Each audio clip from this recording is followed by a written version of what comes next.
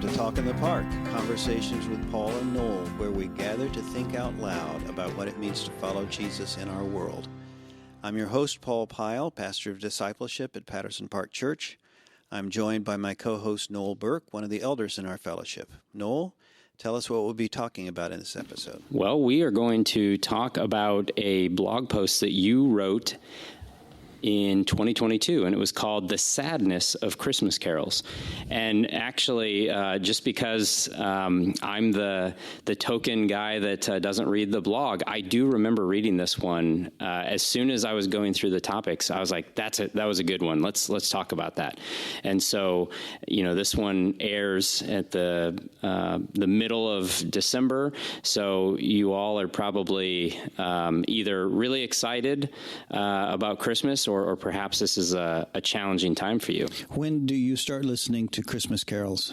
Oh, man. Okay. Well, this is going to put a target on my back, but I don't enjoy Christmas carols until the last minute. If I could listen to them a few days before Christmas and then shut them off on the 26th, I think I would be okay. But I am the only guy in my house that is in that position. I feel bad for you, Noel. I'm so sorry to hear that. In our house, the rule is as soon as the World Series is over, we start listening to Christmas carols. Oh, wow. Yeah, so sometimes it's been October. Oh, my word. Well before Thanksgiving. And I remember my students at Dayton Christian would give me grief about that. Mr. Pyle, respect the bird, the turkey. That's really funny. Yeah, I know that everyone has their take on Christmas carols, but I think that I listen to them so much that I want to keep them special because they're fun. But I want to burn out on that. I burn out very quickly on them. Yeah. Well, the reason I wrote this blog, Sadness of Christmas Carols, was not just because there are some that are sad.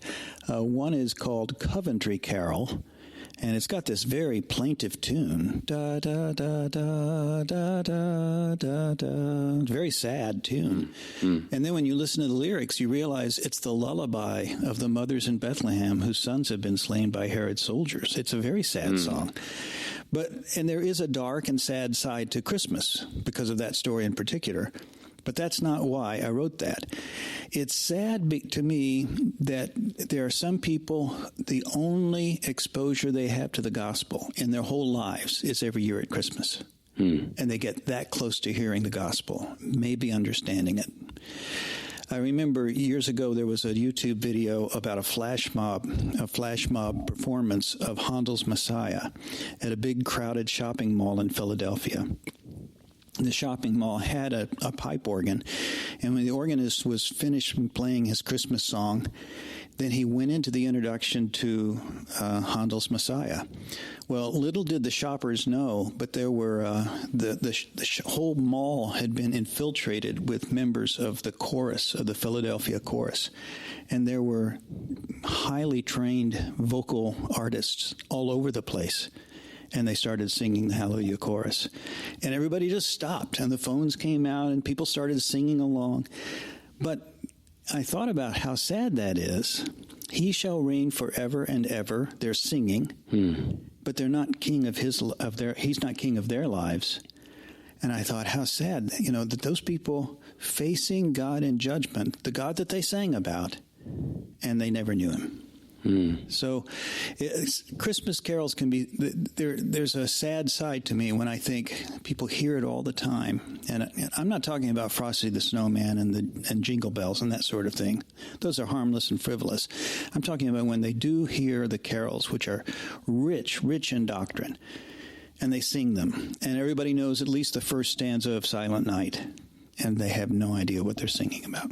It's just sentiment and nostalgia for them. And I think there's even a basic respect for Christmas carols that are Christian focused, or at least Christian doctrines or Christian stories, things from the Bible. There's a respect just because it's within the category of Christmas, even though they, as soon as January hits, they might say, I don't need any of that, or right. I don't believe any of that. Right.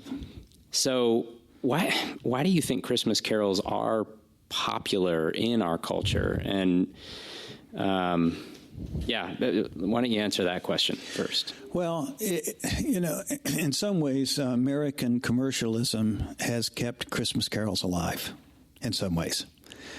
People are hearing the carols because they help sell merchandise, which is sad and ironic.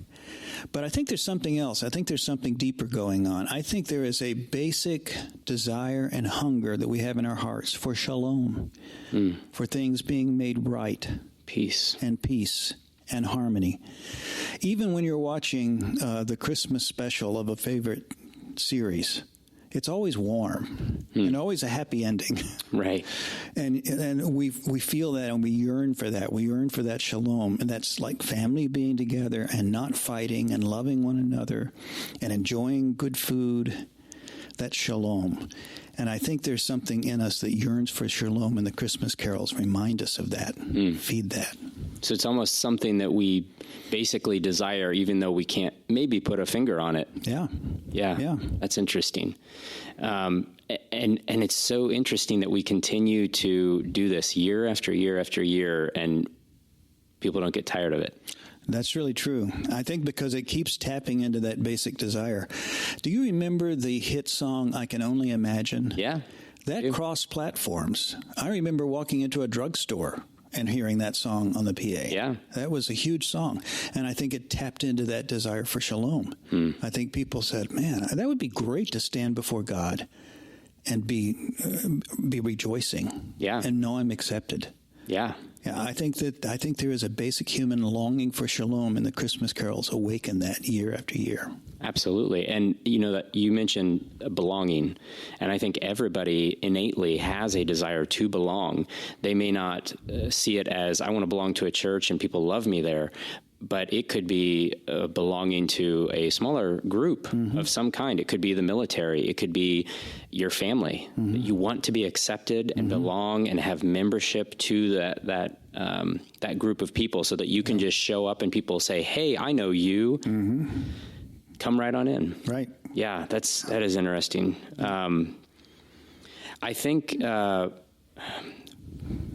what's very interesting is how we have seen materialism come into Christmas, to where, and I even feel it, it's like, hey, what do you want for Christmas? What's on your Christmas list? Yeah.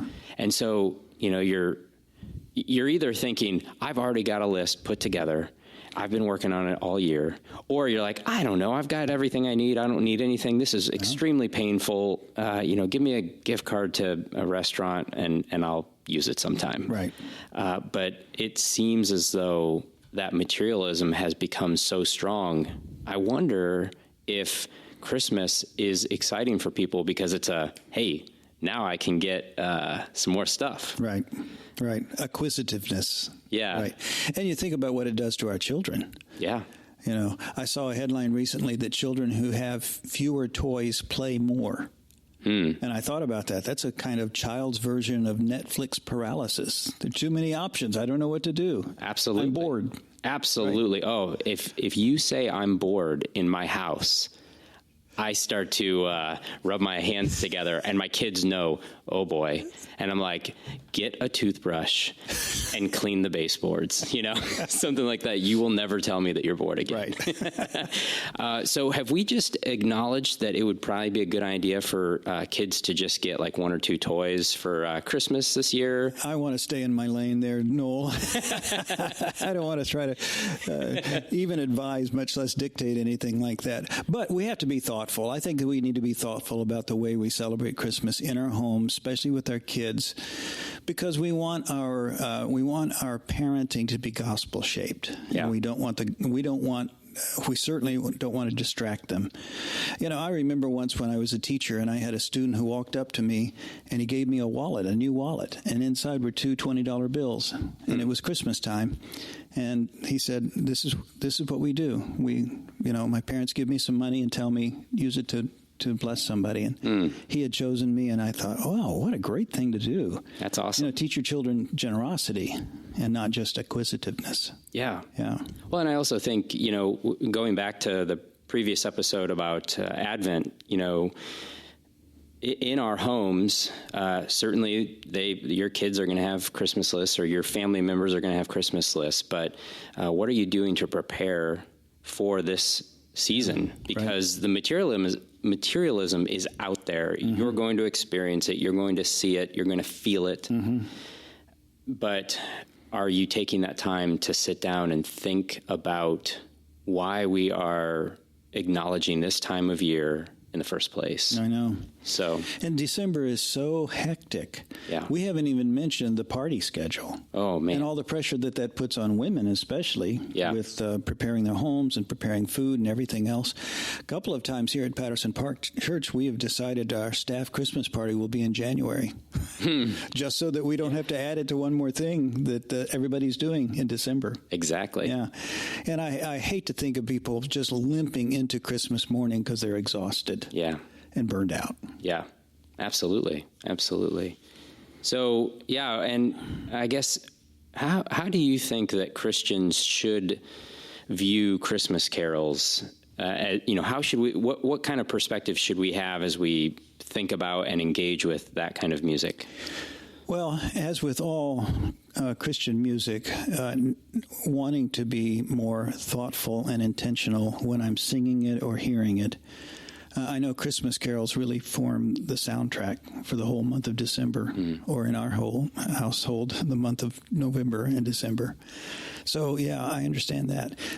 But especially when we're singing thoughtfully, and really, because the lyrics, some of the lyrics are just so rich, and we really want to draw that out of that.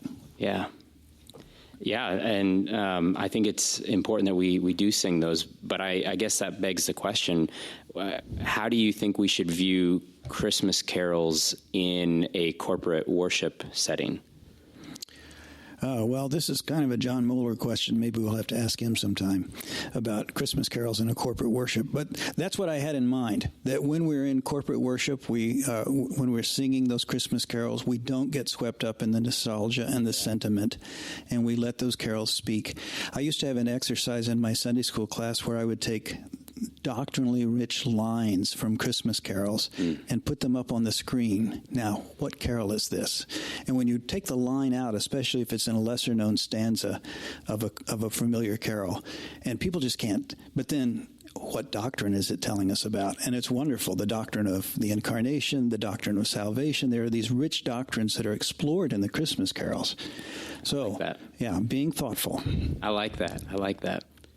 So, Paul, what takeaways could we give to our listeners?